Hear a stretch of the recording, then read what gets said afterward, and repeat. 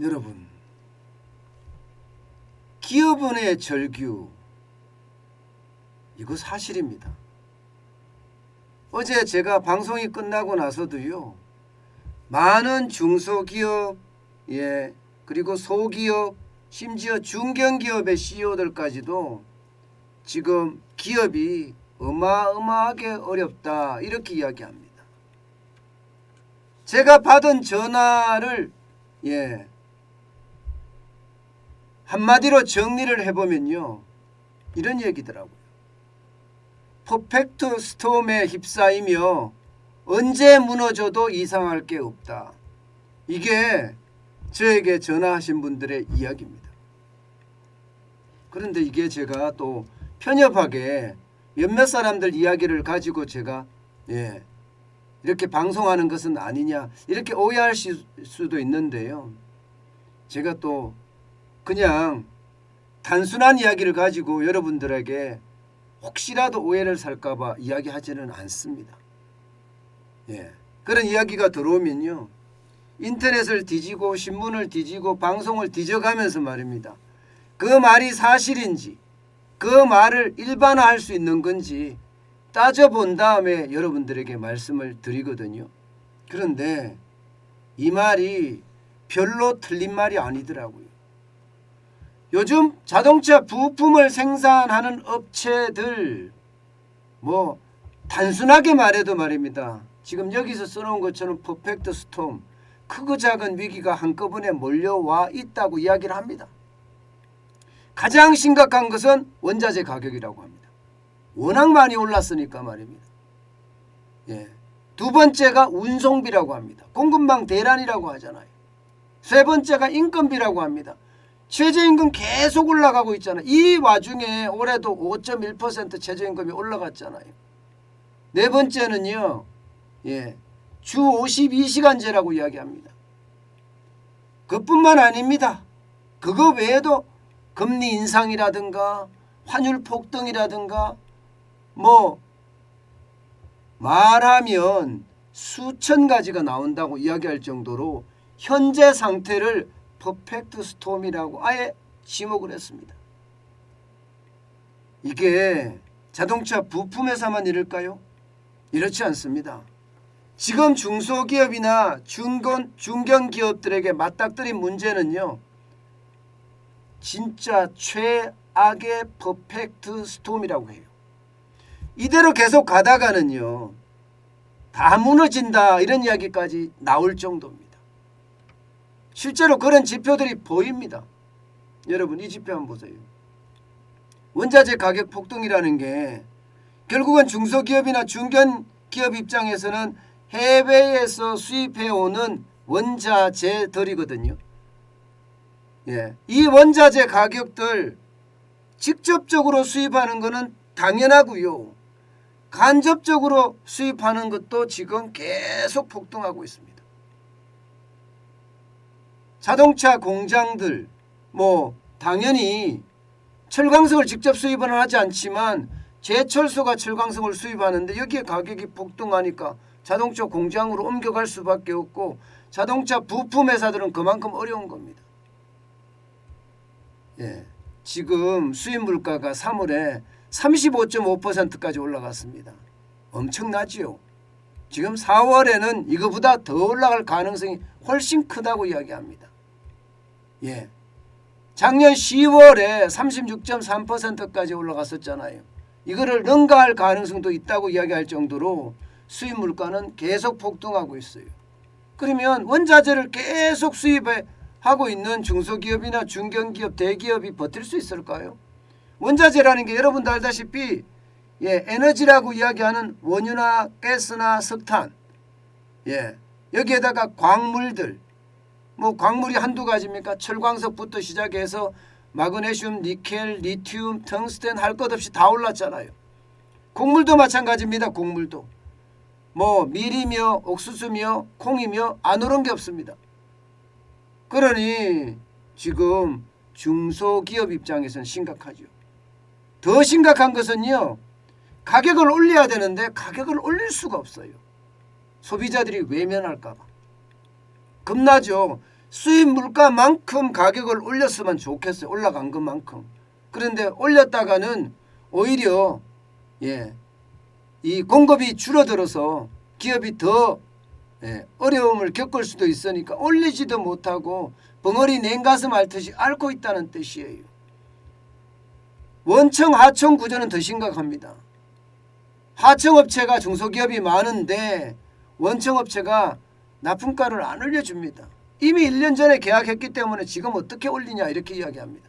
내릴 때는 인정사정 없이 내리는데 올리는 것은 잘 안 올려주거든요. 그러니 중소기업, 중견기업, 소기업까지는 어렵다는 이야기가 나올 수밖에 없지요. 어디 그뿐입니까 여러분? 금리는 또 어떻습니까? 지금 우리 시장의 금리 장난 아닙니다. 기준금리가 1.5%까지 올라갔습니다. 대출금리는 어떻게 될까요? 대출금리는 더 많이 올라갈 수밖에 없는 구조잖아요. 그죠? 게다가 1.5%에 끝나는 거냐? 끝나는 것이 아닙니다. 미국이 금리를 어떻게 올리냐에 따라서 우리 물가가 얼마나 올라가느냐에 따라서 계속 올릴 수밖에 없는 게 기준금리예요. 정부는 재정을 푼다고 이야기하지만 이게 물가가 너무 오르기 때문에 한국은행은 어쩔 수 없이 등 떠밀려서라는 말을 제가 잘 쓰는데요. 등 떠밀려서 금리를 올릴 수밖에 없는 심정입니다. 5월 4일 날 미국이 금리를 0.25% 올렸거든요. 0.5% 올렸거든요. 그래서 기준금리가 1%가 됐습니다. 0.75에서 1%가 됐어요. 6월에도 올린다는 거 아니에요. 7월에도 올린다는 거 아니에요. 그러면 우리도 그에 따라서 계속 올려가야 될 텐데 이렇게 올려가면 기업들에게는요. 안 그래도 원자재 가격이 올라서 그야말로 절규 섞인 하소연이 터져 나오는데 이제는요. 더 심각한 양산으로도 갈 수 있다는 게 현실입니다. 금리 폭탄 감당하기 쉽지 않습니다. 한계 기업이 중소기업 중에는 절반이 넘어요. 절반이. 여기서 한계 기업, 좀비 기업이라고 이야기하는 것은요. 벌어서 원금은 고사하고 이자도 못 갚는 기업을 한계 기업이라고 하는데 이 한계 기업이 중소기업의 절반이 넘는다면 여러분 지금 중소기업이 진짜 줄폐업 하는 것은 당연하고요. 제가 제목 달았던 것처럼 이러다 다 무너져라는 말이 틀리지 않습니다. 그만큼 한계 기업이 많다는 이야기입니다. 어디 그뿐입니까? 원달러 환율은 지금 또 얼마나 올라갑니까? 원달러 환율이 안 줄어들어요.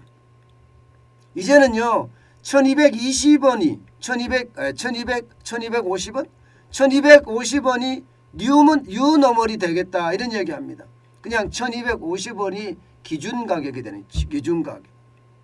물론 저는 그렇게 생각하지 않습니다. 1200원까지. 일반적으로 적정 환율을 이야기할 때 한국은행은 1150원을 이야기했거든요. 1150원. 그런데 지금 현재 환율의 어떤 상황을 보면 1200원은 기본처럼 보이고요. 어떨 때 보면요. 1250원이 그냥 기준선 같아요. 심리적 마지노선은 1300원 같고요. 만약에 이렇게까지 계속 올라가잖아요. 그러면 중소기업 입장에서는요. 이제는 이게 원가에 대한 부담이 2배예요. 수입 물가가 올라가는 것, 원자재 가격이 올라가는 것도 문제인데 여기에 원달러 환율까지 올라가니까 수입하는 제품들의 가격은 2배 올라갑니다. 2배. 원자재 가격이 올라가서 올라가고요. 환율이 약세라서 환율이 폭등해서 올라가고요. 그러니까 이렇게 되면 중소기업들은 진짜 넋을 놓고 눈물만 흘린다는 이야기가 점점 현실화되고 가고 있습니다. 그 어느 곳보다 말입니다. 중소기업은 최악의 시나리오를 지금 써가고 있는 겁니다. 실제로 말입니다. 이렇게 진짜 크고 작은 위기, 지금 제가 말씀드린 것만 하더라도 어마어마한 위기죠. 그런 크고 작은 위기가 한꺼번에 덮쳐서 기업들 입장에서는 퍼펙트 스톰을 막고 있는 상태라 지금 기업들은 어디로 갈란지 지금 굉장히 혼란스러워하고 있습니다. 고물가의 고금리, 고환율이 결국 말입니다. 중소기업에는요. 원투펀치만 아니라 어퍼컷까지 지금 맞고 있는 상태예요. 여기에서 잠깐 삐끗하면요. 그만큼 심각해진다. 이렇게 이야기합니다. 오죽했으면 여러분 언제 무너져도 이상하지 않다. 이런 표현까지 나오겠습니까? 이런 표현까지. 진짜 심각하다는 이야기죠. 그러니 중소기업들은요. 뭐 대기업도 마찬가지지만 빚으로 연명하고 있어요. 빚으로. 빚 내서 말입니다. 버티고 있습니다. 중소기업 보세요. 중소기업 2021년 12월만 하더라도 453조 5천억 원이었습니다.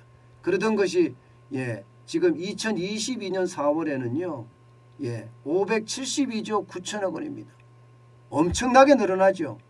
빚이 뭐 이렇게까지 늘어나나 이런 생각이 들 정도예요.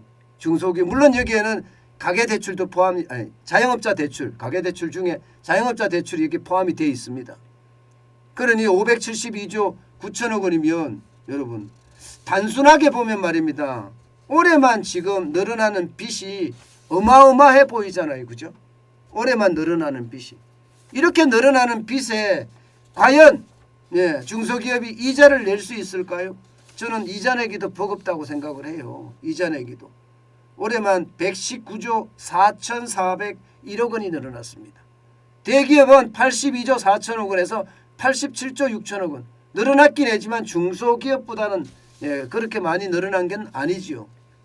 그러니 지금 중소기업은 그 어느 때보다 이게 퍼펙트 스톰의 위기에 몰려 있다 이렇게 봐야 됩니다. 여러분 이 퍼펙트 스톰은요. 그야말로 퍼펙트잖아. 퍼펙트가 스톰 폭풍이에요. 그야말로 다 쓸어간다는 이야기예요. 퍼펙트 스톰이란 단어를 그대로 해석해도 굉장히 무서운 단어예요. 근데 그런 단어가 지금 중소기업에 써진다는 것은 여러분 이것은요 그 어느 때보다 지금 중소기업, 중견기업, 소기업 여기는 위기라는 뜻입니다. 저는 빨리 윤석열 정부가 가장 빨리 해야 될 게 기업의 비용을 들어주는 거거든요. 기업의 비용을 안 그래도 원자재는 지금 어떻게 할 수가 없습니다. 원자재는요. 다른 나라의 상황이기 때문에 우리가 줄이려고 해도 줄일 수가 없어요. 게다가 이게 환율을 떨어뜨리기 위한 노력 한미통화스와프나 한일통화스와프도 빨리 체결을 해야 되고요.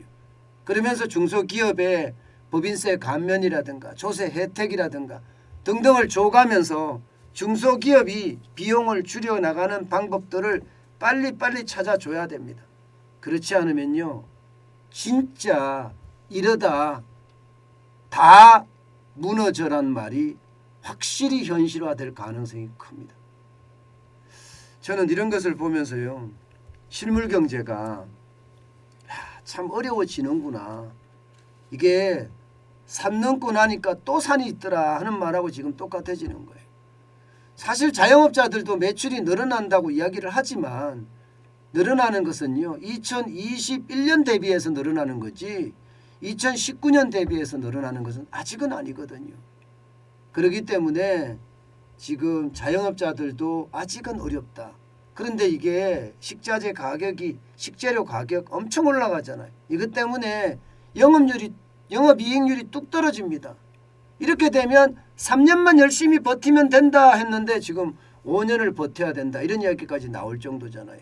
그러니까 자영업자들이 어렵다는 거 소기업들, 중소기업들, 중견기업들이 어렵다는 것은 뭐 익히 미루어 짐작할 수 있습니다. 그만큼 말입니다. 지금 우리 기업의 어떤 상황은 심각한 양상이다. 이렇게 이해하면 좀 편할 것 같습니다.